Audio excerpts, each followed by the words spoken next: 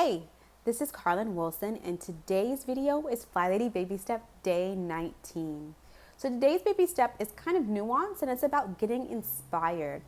FlyLady has a testimonial on today's baby step page that talks about a woman that went to this amazing, incredible bed and breakfast. They had warm waffles for breakfast. They had lots of soft towels and candles in the bathtubs.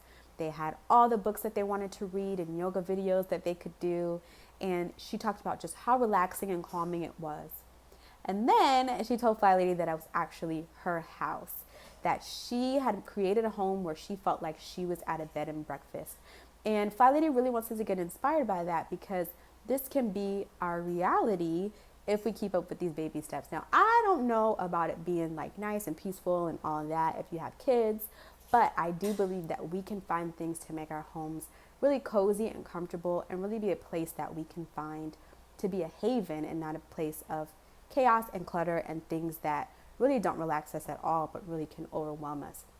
And so I would encourage you today to think of, what would that look like for you? Like, maybe it's not lots of books to read, maybe it's not candles in the bathroom, but what does it look like for you for your home to look like a bed and breakfast? And so I'm going to think about that for myself and post it over on Instagram today.